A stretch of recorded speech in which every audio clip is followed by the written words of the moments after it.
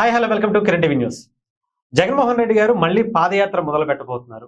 దీంతో ఎవరికి ఏం సంకేతాలు ఇవ్వబోతున్నారు ఇవి తెలుసుకునే ప్రయత్నం చేద్దాం. మనతో పాటు ప్రముఖ రాజకీయ సామాజిక విశ్లేషకులు చంద్ర శ్రీనివాస్ గారు ఉన్నారు. ఆయన నమస్తే. నమస్కారం అండి. జగన్మోహన్ రెడ్డి గారి పాదయాత్ర అంటే చాలా మంది ఆసక్తికరంగా ఎదురు చూస్తున్నారు. అసలు ఏం జరగబోతుంది, ఏం జరుగుతుంది, మళ్ళీ ఆయన ప్లాన్ ఆఫ్ యాక్షన్ అంటే ఏంటి? డెఫినెట్ గా ప్రజల్లో పాదయాత్ర చేసే హక్కు, అధికారం అందరికీ ఉంటుంది. ఆనాడు స్వర్గీయ రాజశేఖర రెడ్డి గారు చేశారు, తర్వాత చంద్రబాబు నాయుడు గారు చేశారు, పవన్ కళ్యాణ్ గారు వరాహయాత్ర చేశారు, యువగలందరూ లోకేష్ చేశారు. జగన్మోహన్ రెడ్డి గారు అయితే సంవత్సరం పైనే జైలు జీవితం తర్వాత ప్రజల్లోనే ఉన్నాడు. తండ్రిని మించి పాలన అందిస్తాను, నాన్నగారి పక్కన నా ఫోటో ఉండేట్టు చేసుకుంటా అన్నారు. ఆ విధంగా అధికారులు క్రియేట్ చేశారు. ఇంపాక్ట్ ప్రజల్లో ఒక ఆలోచన కలిగజేశారు.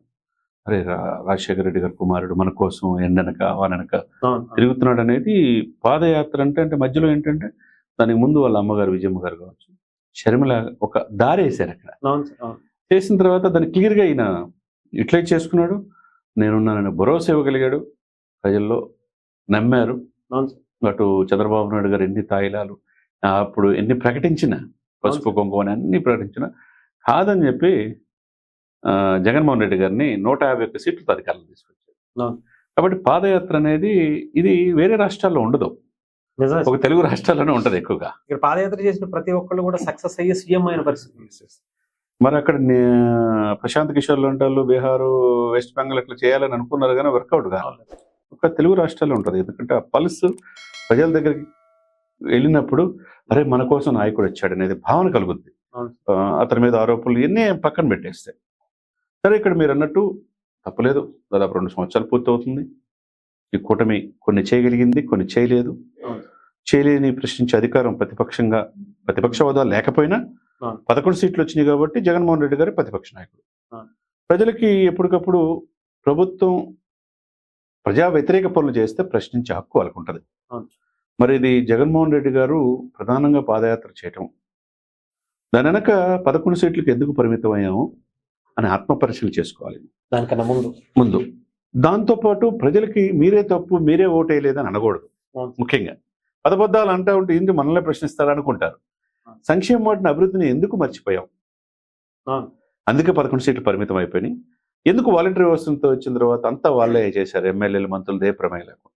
ఎక్కడ తప్పులు జరిగినాయి, తప్పులు సరిదిద్దుకొని ఆ తప్పుల్లో సరిదిద్దుకొని ఇంకోసారి రిపీట్ కాకుండా చూసుకుంటాం.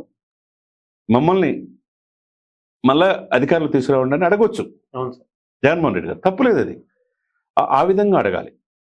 ఇంకోటి, ఏదైతే ఆరోపణలు గతంలో వచ్చినాయో వాటన్నిటి కూడా ఆయన సమాధానం చెప్పాలి, చెప్పుకునేవాళ్ళు. చాలా మంది నాయకులు ఎందుకు బయటకు వస్తున్నారు, ఇప్పుడు మళ్ళా మమ్మల్ని ఎందుకు అధికారులు తేవాలని కూడా చెప్పాలి కదా. అవును సార్.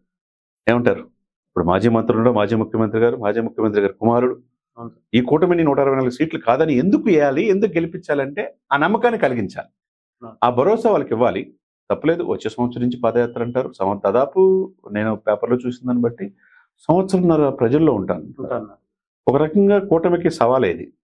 చాలా ఆయనకి ఇప్పుడు 40% ఓటు బ్యాంక్ ఉంది. తేలిగ్గా జగన్మోహన్ రెడ్డి గారిని అంచనా వేయాలి.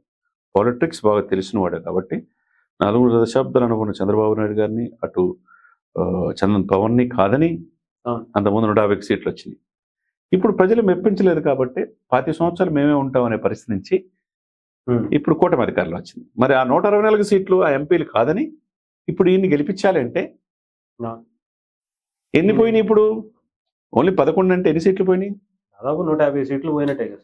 ఆయన ఎన్ని గెలిచాడు అని పోయినాయి అంటే 140 సీట్లు పోయినాయి. 11 వచ్చినాయి. 140 సీట్లు అంటే మామూలు విషయం కాదు. వీళ్ళు ఇప్పుడు 2 years లో జగన్మోహన్ రెడ్డి గారు చేయలేని చాలా చేశామని చెప్పి చూపిస్తున్నారు. ఆంధ్రుల రాజధాని పూర్తి అవుతా ఉన్నది, ఆంధ్రుల జీవనాడి పోలవరం పూర్తి అవుతుంది, రోడ్లు వస్తున్నాయి, గ్రామీణాభివృద్ధి ఫస్ట్ ప్లేస్ లో ఉన్నారు, ఉద్యోగాలు వస్తున్నాయి, ఉపాధి అవకాశాలు పెరుగుతున్నాయి, పెట్టుబడులు వస్తున్నాయి.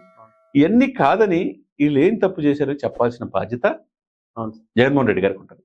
అది చెప్పగలిగితే ప్రజలు నమ్మగలిగితే మళ్ళీ అవకాశం ఉంటుంది. మరి అవకాశం ఇట్లా చేసుకోగలరా అనేది ఒకటి. ఇంకొకటి, వారానికి ఒక నియోజకవర్గాన్ని కాన్సన్ట్రేషన్ చేస్తుంది. దాదాపు 175 నియోజకవర్గాలు తిరగాలంటే నిత్యం ఎలక్షన్ వచ్చేదాకా ప్రజల్లో ఉండాలి. ఆయనకున్న వ్యాపారాలు ఆపేయాలి.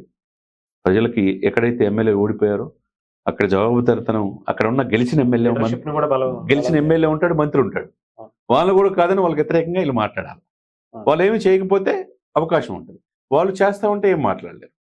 అది నియోజకవర్గం, ప్రతి నియోజకవర్గాన్ని జరిగిన తప్పులను సరిదిద్దుకొని ఇంతకంటే బెస్ట్ పరిపాలన అందిస్తారనే ఆయన నోటి నుంచి వస్తే అప్పుడు ప్రజలు ఆలోచిస్తారు. అంతే కదండి. ఇక్కడ బలమైన దాదాపు 8 జిల్లాల్లో 0కి పరిమితం అయిపోయింది.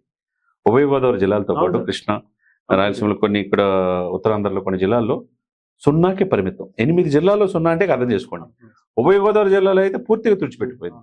మరి ఇటువంటిది అటు ఉత్తరాంధ్ర, ఇటు కోస్తా, రాయలసీమలో మళ్ళా పుంజుకోవాలంటే చాలా కష్టం. ఇప్పుడు గోదావరి జిల్లాలో బలమైన నాయకత్వం కూడా పోయింది, లీడర్స్ కూడా లేరు, ఉన్న వాళ్ళు కూడా వెళ్ళిపోయారు. మరి ఎట్లా ఏ వ్యూహంతో వస్తాడో మనం వేచి చూడాల్సిందే. ప్రజల్లో ఉంటున్నారు, ప్రజలతోనే జరిగిన తప్పుల్ని జాగ్రత్తగా కూడా ఉండాలేమో కూటమి కూడా. కూటమి డెఫినెట్ గా జాగ్రత్తగా ఉండాలి. ఎందుకంటే అంత ఆషామాషి కాదు. ఇక జగన్ వెళ్ళాడు, ఇక మేము 15 సంవత్సరాలు ఉంటామని చెప్పి పవన్ కళ్యాణ్ గారు, చంద్రబాబు, లోకేష్ గారు అంటున్నారు. కానీ ఆయనకున్న 40% ఓటుని ప్రజల్లో ఉన్న ఆయనకున్న కొన్ని సామాజిక వర్గాల అండ అది కాదనలేదు. అంతే కదా. వీళ్ళు ఆ నమ్మకాన్ని కలిగించాలంటే, ఆయనకు అవకాశం లేకుండా చేయాలంటే మీరు ఇచ్చిన సూపర్ 6 అమలు ఎక్కడ ఇది కాకుండా చూసుకోవాలా.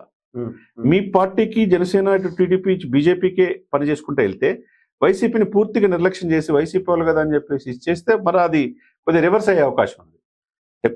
ఎలక్షన్స్ వరకే సార్, ఎన్నికలు అయిపోయిన తర్వాత అందరినీ సమానంగా చూడాలి. వాళ్ళు కక్ష చేశారు, కక్ష పెట్టుకున్నారని మేము చేస్తామంటే ఎప్పుడు ఒకే రకం ఉండదు రాజకీయాలు.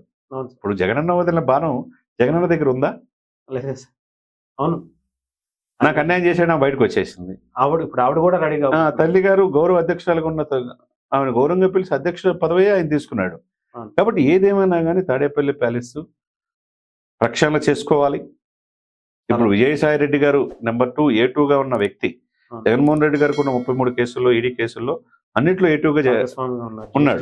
ఆయన అప్రూవల్ గా మారి ఇప్పుడు ఒక్కోటి లిక్కర్ స్కామ్ గారు చెప్తా ఉన్నాడు. మరి ఆయన కొంతమంది వల్ల ఇట్లా అయిందని ఆయన చెప్తున్నమాట. పార్టీ అంతర్గతంగా కుమ్ములాట కావచ్చు, సకల శాఖ మంత్రి అంతా సజ్జల మీద చూపిస్తా ఉన్నారు. కొంతమంది చేతులు ఈ పార్టీ ఇదైపోయింది, బంది ఇది రావాలి, ప్రజల్లోకి వెళ్ళాలి, కార్యక్షేత్రంలోకి వెళ్ళి ప్రజల బాధలు తెలుసుకోవాలని పార్టీ క్యాడరే అంటున్నారు. అది చేయగలడా అనేది మనం చూడాలి. ఏదేమైనా కానీ జగన్మోహన్ రెడ్డి గారికి ఆ హక్కు ఉంది ప్రజల్లో. ఎందుకంటే ముఖ్యమంత్రి 5 సంవత్సరాలు పనిచేశాడు కాబట్టి, అనేక జనాకర్షణ పథకాలు కూడా ఇంప్లిమెంట్ చేశాడు కాబట్టి, ఆ జరిగిన తప్పుల్ని సరిదిద్దుకుంటాడా, ఎలా ప్రజల్లో మెప్పించగలడు అనేది మనం కాలమే సమాధానం చెప్తున్నాం. Right sir, thank you sir.